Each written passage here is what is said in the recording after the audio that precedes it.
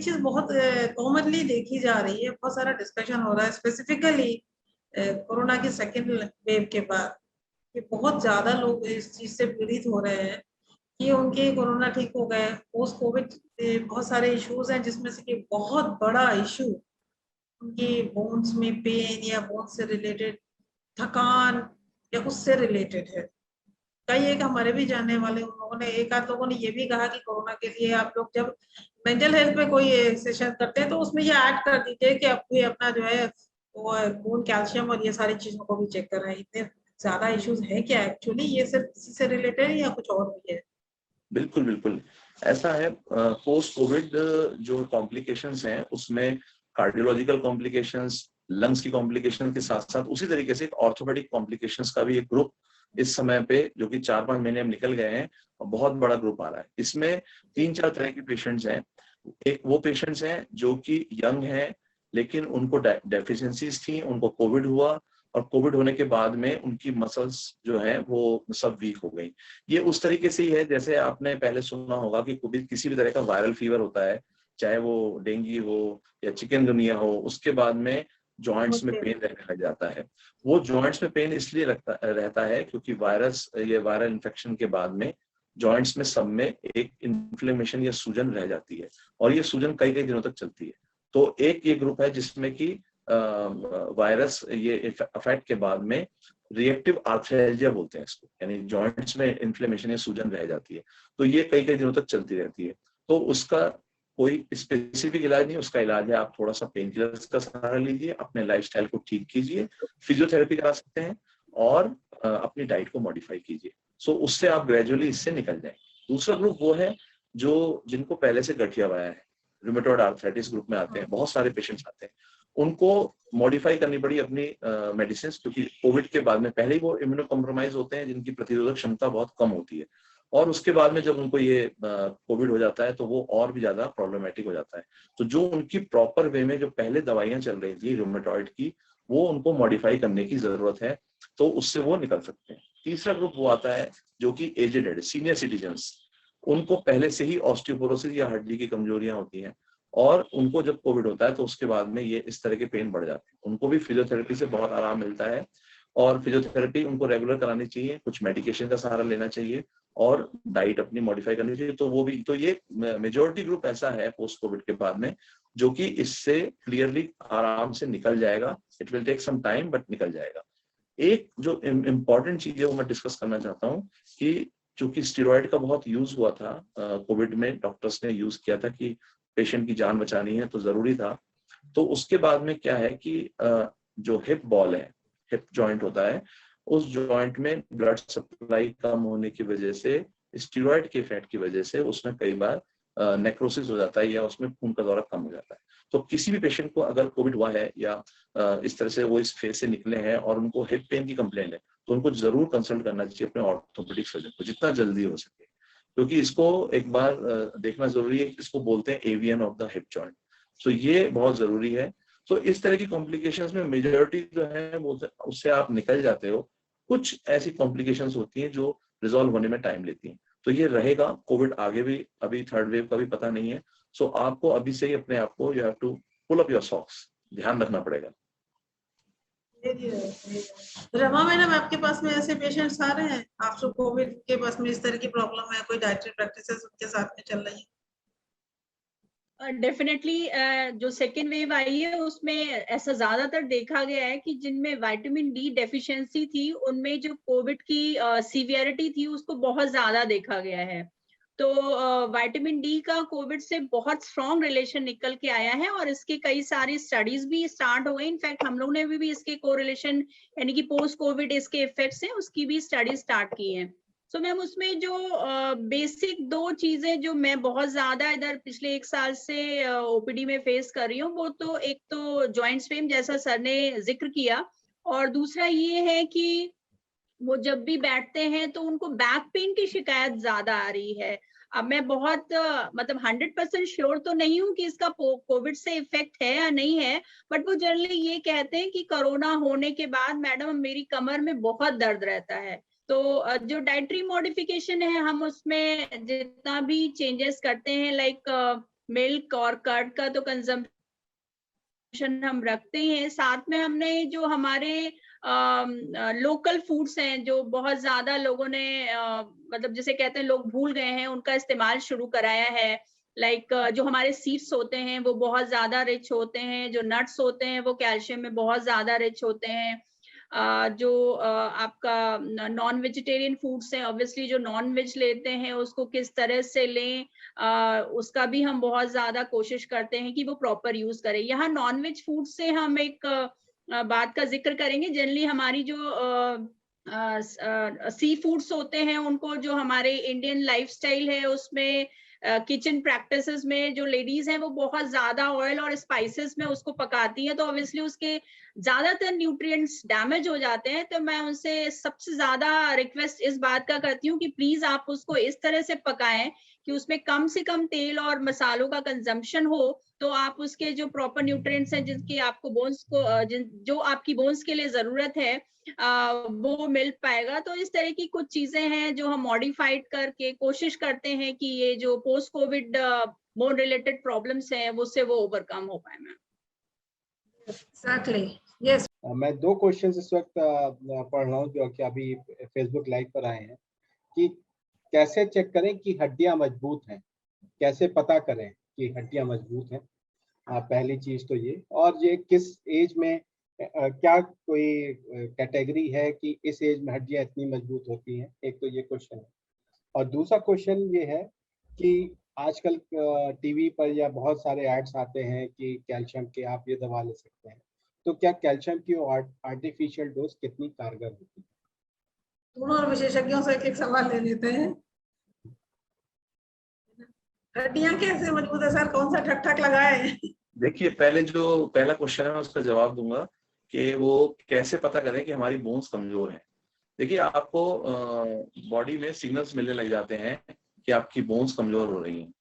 उसमें ये होता है कि एक तो आपको लेथार्जी या थकान रहने लग जाती है। आप काम करते हो, आप अपने आप को कंपेयर करो कि आप पहले जो काम करते थे और अब आप जो काम कर रहे हो उसमें आपको बहुत जल्दी थकान होने लग जाती है।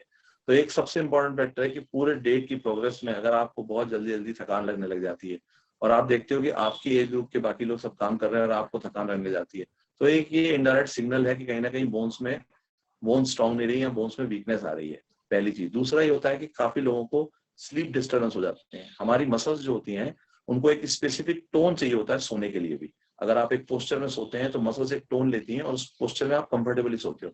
ग्रेजुअली अगर आपका टोन लॉस हो रहा है या आपकी बोन्स वीक हो रही हैं तो आपको सोने में दिक्कत होने लग जाती है। तो ये एक बहुत इंपॉर्टेंट चीज है जिसकी तरफ ध्यान दें कि आपकी नींद डिस्टर्बेंस तो पहले से स्लीप डिस्टर्बेंस तो नहीं होने लगी, बहुत ज्यादा आप टिप्सिंग टॉसिंग कर रहे हैं बेड में, तो ये एक बहुत बड़ा फैक्टर है जिससे पता चलता है। तीसरा ये होता है कि आपको हाथों में पैरों में नमनेस या झंझनाहट लगने लग जाती है, या आप कोई भी काम करते हैं जो मैनुअल वर्क हैवी वर्क होता है हाथ से, जैसे कि बहुत सिंपल घर का आप स्क्रू ड्राइवर से आप कुछ कस रहे हैं, या लेडीज अपनी सब्जियां काट रही हैं और उनके अंगूठे और हाथों में दर्द होने लग जाए या फोरआर्म में दर्द आने लग जाए, तो ये रेगुलर वे में रहना, या जैसे डाइटिशियन उन्होंने बताया कि बैक पेन रहने लग जाए, तो ये सब इंडिकेटर्स हैं कि आपकी बोन्स में कहीं ना कहीं चेंजेस आने शुरू हो रहे हैं और आप अलर्ट हो जाओ और उसके लिए कंसल्ट करो और इस चीज को दूर करो। दूसरी बात, जो आर्टिफिशियल कैल्शियम सप्लीमेंटेशन है उसके लिए मैं यही कहूंगा कि बहुत अच्छे से न्यूट्रिशन में कैल्शियम मिलता है। उनको जरूरत पड़ती है जो लोग बहुत दिनों से उन्होंने डाइट में कुछ भी इस तरह की चीजें नहीं ली हैं और डाइट उनका सब माल न्यूट्रिशन चल रहा है, तो उनको कैल्शियम की सप्लीमेंटेशन जरूरत होती है। दूसरा, वो लोग जैसे प्रेग्नेंट लेडी हैं, लैक्टेटिंग लेडी हैं, या फिर सीनियर सिटीजन हैं, उनको एक रेगुलर कैल्शियम आपको ऊपर से सप्लीमेंटेशन लेना पड़ता है, क्योंकि बॉडी वो उतना तरीके से उसको उनका मेटाबॉलिज्म में चेंजेस आ जाते हैं, तो उनको जरूरत पड़ती है और उनको लेना भी पड़ेगा। तो ये मेरे दूसरे क्वेश्चन का उनका जवाब। बाकी हमें डाइटिशियन जो है वो अच्छा इसके बारे में बताएंगी कि हम कौन कौन सी चीजों से कैल्शियम लें। जी जी बताइए मैडम। जी, देखिए कैल्शियम का जो जैसे सप्लीमेंट का सर ने बताया है, तो सप्लीमेंट तो ऑब्वियसली जो हमारे ऑर्थोपेडिशियन या फिजिशियंस हैं जनरली वो अकॉर्डिंग टू जो ब्लड रिपोर्ट्स हैं उनमें वो डिसाइड उनके अकॉर्डिंग वो डोजेस डिसाइड करते हैं। यहाँ पर मैं डाइट से पहले सप्लीमेंट्स के बारे में बता दूं। दो प्रॉब्लम्स हैं जो हमारे पेशेंट्स बहुत ज्यादा करते हैं। पहला तो वो चाय के साथ कैल्शियम की दवाएं लेते हैं, जो कि निहायत गलत होता है, क्योंकि उससे कैल्शियम उनके बॉडी को मिलता नहीं है। दूसरा ये है कि जो हमारे होल ग्रेन सीरियल्स होते हैं, जनरली उसमें फाइटेट एक चीज होती है, फाइटेट। जो फाइटेट होता है बेसिकली वो कैल्शियम से बाइंड करके उसको एब्जॉर्ब नहीं होने देता है। तो 2 प्रिकॉशंस किसी को भी लेनी चाहिए कि वो होल ग्रेन्स, यानी कि सपोज बहुत ज्यादा बाजरा या ज्वार इस टाइप की चीजें खा रहे हो तो उनके साथ कैल्शियम ना लें। और दूसरा, चाय के साथ कैल्शियम का सप्लीमेंट डालें। अब बात आती है खाने की, तो हमें कोशिश करना चाहिए कि हम प्रॉपर बैलेंस डाइट रोज लें, जिनमें जिस भी इनकम ग्रुप के लोग हों, वो जिस तरह से भी जैसे भी अफोर्डेबिलिटी हो, तो एटलीस्ट कोशिश करें कि दिन में 1 ग्लास दूध या 1 कटोरी दही या फिर 1 कटोरी दाल, या अगर उनकी अफोर्डेबिलिटी है तो वो कोशिश करके ड्राई फ्रूट्स या हरी पत्ते वाली सब्जियां, जो कि बहुत ज्यादा रिच सोर्सेज होती हैं हमारे कैल्शियम की। इसके साथ साथ कोशिश ये भी करनी चाहिए कि जो आपका फूड है उसकी कुकिंग प्रैक्टिसेस ठीक हो, बहुत ज्यादा ओवर कुक्ड फूड ना हो, बहुत ज्यादा ऑयल का यूज ना हो। तो इन चीजों को अगर हम प्रॉपर करेंगे तो ऑब्वियसली हम अपनी डाइट को सही कर पाएंगे। यहाँ पर जो नॉन वेजिटेरियंस हैं वो अपनी डेली की डाइट में एग है या चिकन है या फिश है जो कि कम ऑयल में बना हो, और जो ये तो नॉन वेजिटेरियंस की बात हुई। जो वेजिटेरियंस है ऑब्वियसली वो सोयाबीन है, या सोयाबीन का जो भी उसका मिल्क जिसको टोफू बोलते हैं, या आपका न्यूट्रीला है, या फिर आपकी जितनी भी दालें हैं उनको किसी भी फॉर्म में, या बेसन की बनी कोई भी चीज, तो ये सारी चीजें अगर आप लेंगे तो ऑब्वियसली आपका जो डेली कैल्शियम इंटेक है वो प्रॉपर बना रहेगा। Very true, very true. सबसे बढ़िया ये है ना कि खूब सारा चौलाई का साग खाओ, बढ़िया कैल्शियम खाओ।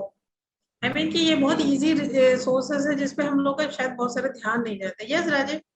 एक और क्वेश्चन है, किसी ने पूछा है, मेरी 9 साल की बेटी है, मॉर्निंग में उठती है तो कहती है पैर में दर्द होता है, जबकि वो हेल्थी है। ये किसी ने क्वेश्चन भेजा, कहाँ से भेजा नहीं पता, लेकिन फेसबुक पे एक क्वेश्चन आया है। तो डॉक्टर साहब, जो उन्होंने बताया, बोला है कि 9 साल की बच्ची है जिसके पैरों में दर्द होता है। So you have to observe her, उनको ऑब्जर्व करना पड़ेगा।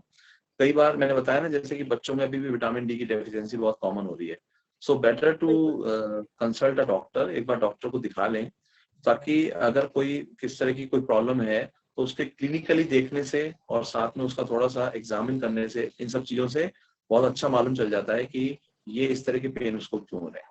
अगर कोई वेक पेन है, जैसे अभी 2-3 दिन की प्रॉब्लम है, तो इसमें कोई ऐसा कंसल्ट की जरूरत नहीं है, सिर्फ आप डाइट अच्छी रखो उसकी। लेकिन अगर उसको बहुत दिनों से प्रॉब्लम हो रही है, वो बार बार कंप्लेन करती है, महीनों से कंप्लेन कर रही है कि उसको दर्द हो रहे हैं, 1 महीना हो गया, 2 महीने हो गए, तो फिर उस कंडीशन में जरूर डॉक्टर को एक बार कंसल्ट करना चाहिए। मैंने बताया ना कि जैसे आजकल विटामिन डी की डेफिशिएंसी से ग्रोथ प्लेट के डिस्टर्बेंसेस हो जाते हैं, तो उसकी वजह से जॉइंट्स में पेन रहने लग जाता है, और ये इंडिकेटर होता है कि हमें जल्दी जल्दी उसको विटामिन डी देना है और वो रिजॉल्व हो जाएगा।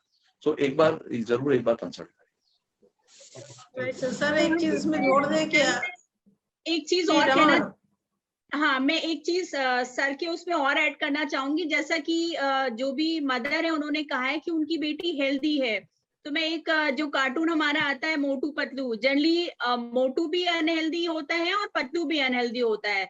तो सिर्फ वेट ज्यादा होने का मतलब ये नहीं कि उनका बच्चा हेल्दी है।